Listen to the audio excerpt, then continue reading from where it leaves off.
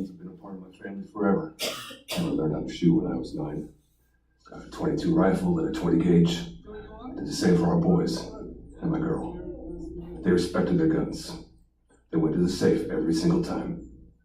And then to see her on the bathroom floor, it's just... She was 17. Bang, dead, just like that. Sarah! I couldn't get the door open. Sarah! I kept screaming, Sarah. Sarah! Sarah, let me in! Sarah, let me in. Sarah! Fire department came. Police. I found this in her hand. I didn't lock it up.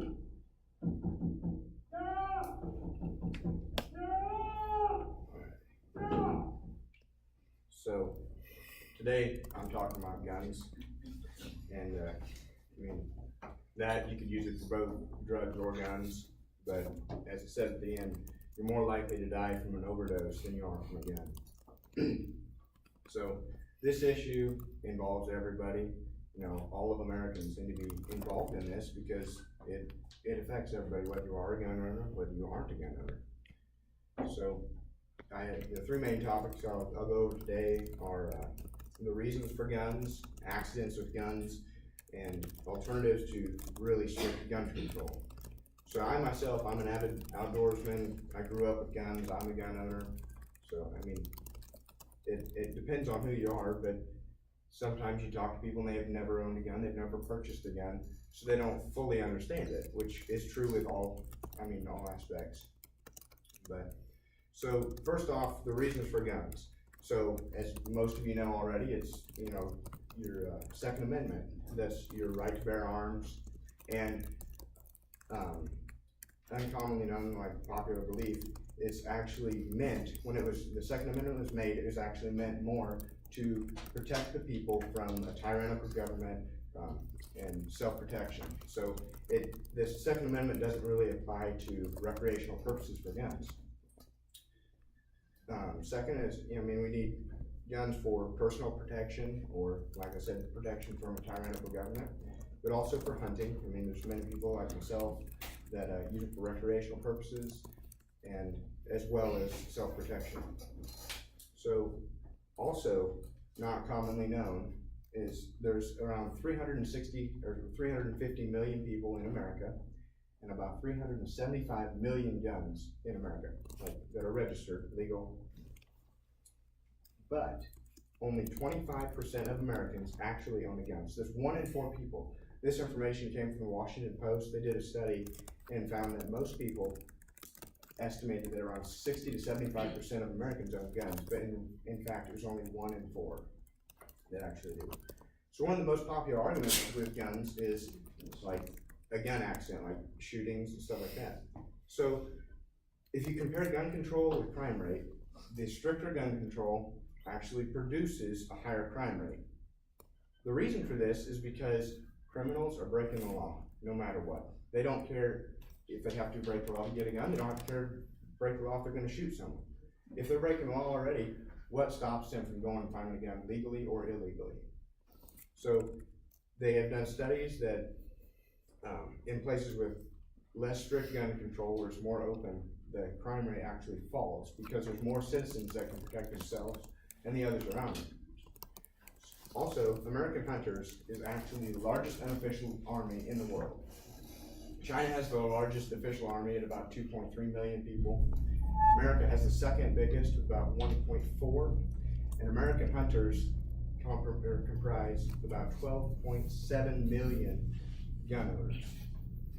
This came from MON.com, and what is interesting about that is 12 million people are hunters. They took this information from hunting license purchases and stuff like that. So there's people that are active hunters, and it's 12.7 million. But the chance of being injured in a hunting accident is 1 in 4,888. So you are more likely to die by falling out of a bed or a chair than in a hunting accident involving a gun. Most hunting accidents are actually because people fall out of tree stands, so it's not from guns. The NRA did a study also, and they found that 79% of guns, or of crimes involving guns, were illegally possessed. 3 to 5% of the shootings, of the shooters in a shooting, were mentally ill. And this is also, it comes back to purchasing a gun. If you are mentally ill, if you are a felon, a criminal, you aren't supposed to be allowed to get a gun.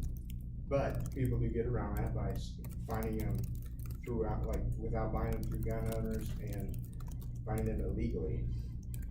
But this goes to show that most of your legal gun owners aren't using the gun for a purpose such as a shooting or some tragic event. So another thing that factors into the problems with the mass shooter is that most of these people are people that have played first-person shooter video games, and the first-person shooter video games will actually get you in the mindset of you are that person, you have a gun, and you're going around shooting people.